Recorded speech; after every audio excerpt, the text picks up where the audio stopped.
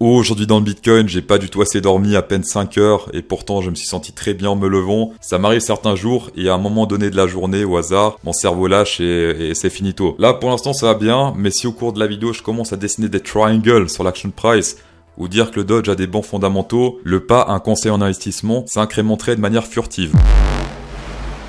Aujourd'hui on va revenir sur ces parallel range, ça fait des semaines, voire des mois maintenant qu'on n'a pas bougé ces parallel range d'un millimètre, même d'un atome, et ça continue à fonctionner de manière très incroyable. On a breakout ici à la hausse, hop, prochaine résistance, pour l'instant on galère un peu à passer, ça se passe exactement ici, 22 674, si on breakout à la hausse ici, clôture à la hausse, hop, et bien prochaine résistance plus ou moins, 26 000 $, donc on pourrait très facilement monter jusqu'aux 26 000 $, et si on se rejetait ici, on pourra retourner environ à 18 000, plus ou moins 18 000 ici, on sait qu'à 20 000 il y a énormément de support de volume, je pense que le volume ici risque de faire son effet, donc il va pas passer comme une lettre à la poste. S'il descend comme ça, pourquoi pas, mais hop, 20 000, consolidation, peut-être un petit fake pump, et ensuite descendre. Mais une descente en ligne droite comme ça m'étonnerait parce que énormément de volume ici. Selon moi, les zones de volume sont plus efficaces que les lignes parallèles support-résistance parce qu'on sait que historiquement, cette zone est une grosse zone d'achat et de vente. Sur le RSI, il y a une très grosse résistance qui a breakout qui date de février 2021. On a également une très grosse résistance ici qui a breakout à la hausse,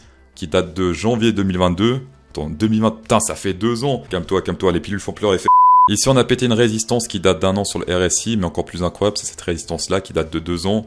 Donc, niveau fiabilité, 1 an c'est bien, mais 2 ans c'est encore plus solide. Après, pour retester ça, faut quand même pas mal de baisse. En jour-lit, on a confirmé de manière timide une divergence bear, puisque là, ça descend sur le VMC, ça descend également sur le RSI, et ça monte sur l'action price.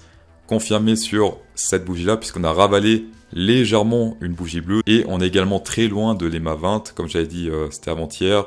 L'EMA 20, premier support de tendance haussière, ça se passe ici autour de 20 600 plus ou moins, donc là c'est vraiment le premier support. On reste dans le train si on est déjà dans le train, mais si on n'est pas dans le train et qu'on souhaite recharger, on attend au moins ici un retest de l'EMA 20 minimum, parce que sinon c'est FOMO. Comme dit également lundi, oui en jour-lit c'est du FOMO, mais en semaine-lit si on dézoome, est-ce qu'on peut dire que là c'est du FOMO? Je ne crois pas. Mais pour ça, il faut regarder le graphe une fois tous les 2-3 semaines. C'est pas pour les day traders. Chose également intéressante ici, on peut voir que le prix du minage monte avec le prix du Bitcoin et les synchro, contrairement au post-crash FTX où le prix du Bitcoin était beaucoup moins cher que le prix du minage. Et là, il monte en même temps, donc ça c'est plutôt positif. Ici, les mineurs capitulaient à fond parce qu'ils gagnaient plus assez, donc c'était pas rentable, ça valait pas la peine de miner. On peut voir également que durant le bull market 2021, le prix du minage était beaucoup moins cher que le prix du Bitcoin, donc c'est très rentable de miner durant cette période. Durant le bear market, un peu moins. Donc là, ça fait plutôt plaisir aux mineurs. Ce qui fait encore plus plaisir aux mineurs, c'est que le prix du Bitcoin serait beaucoup plus élevé, comme ici, que le prix de production. Là, pour l'instant, c'est pas encore le cas. Mais ce qui compte, c'est qu'il ne soit pas en perte. Bitcoin en 4-hour candle, la tendance est extrêmement haussière. Faire des shorts, ce serait de la contre-tendance. On est sur pas mal de divergences bear, mais comme on a vu ici, divergence bear, qu'est-ce qui se passe? On continue à monter. Donc, à vos risques et périls, ça se prend, mais à vos risques. Personnellement, j'ai tenté un petit short, d'accord? Je suis légèrement en perte, très légèrement, j'étais rentré dans ce niveau-là. J'ai tradé une HP Special Go, voilà, pour ceux que ça intéresse. Bon, je vais la partager pour mon état déplorable. Alors, on est sur un ABCD Extended. Pour les targets Fibonacci, on prend le bottom, on prend le top, et la première target, ça serait ici, plus ou moins autour des 20 832 $. Voilà, pour ceux que ça intéresse, risk ratio reste intéressant, il me semble, selon moi, puisqu'on est sur un stop loss ici, et take profit un peu plus bas. On est sur un 2,46, donc c'est plutôt rentable. On peut se permettre de perdre 2 fois 0,46 pour un gain. Donc ça, c'est des très bons trades. Après, ce trade est risqué parce que c'est de la contre-tendance une fois plus, donc risquez pas trop, s'il vous plaît. Également coïncidence au niveau du volume, puisque zone de volume ici, volume profil, également zone de volume profil. Et le pic est pile poil sur la target, 0,382, 20 832, donc pourquoi pas, le hasard s'accumule. Court terme sur Binance en 1 hour candle, on peut voir qu'ici ça range depuis pas mal d'heures, même pas mal de jours, depuis le 21 janvier on range ici. Pendant que les spots, qu'est-ce qu'ils font? Durant tout ce range, ils vendent, d'accord, ça fait que descendre. Et les futurs descendent également, donc je pense qu'il y a pas mal de leviers là qui maintiennent le truc à la hausse, faites gaffe à ça. Les spots qui descendent et le truc qui reste droit, c'est pas très bon signe en général. Je pense qu'il y a pas mal de gens qui long et qui short ce range, donc ils mettent les stop loss sur le bottom et sur le top. Pourquoi pas venir chercher un petit stop loss au top si c'est pour descendre, ou un stop loss au bottom si c'est pour monter. Mon scénario sur le court terme serait plutôt directement soit une chute jusqu'à ma fameuse target, soit hop, on sélectionne des stop loss et ensuite la chute, reste à voir. On voit également que le funding rate ne fait que monter, donc on a de plus en plus de positions qui s'ouvrent, ça c'est parfait pour liquider dans tous les sens. Plus il y a de positions, plus il y a d'argent à se faire, et là c'est en train de monter durant tout ce range. Les mondes Platinum a également vu ce matin que les miners se préparaient à un déclin, donc ça également faut être très attentif. Si vous êtes un trader expérimenté, faire du levier c'est risqué, vous pouvez shorter avec moi ou me counter trade, qui sait. Vous avez jusqu'à 38 500 $ de bonus à recevoir, 30 000 sur Bybit avec 1 million de giveaway, 8 000 sur Bitget et 500 sur Binance.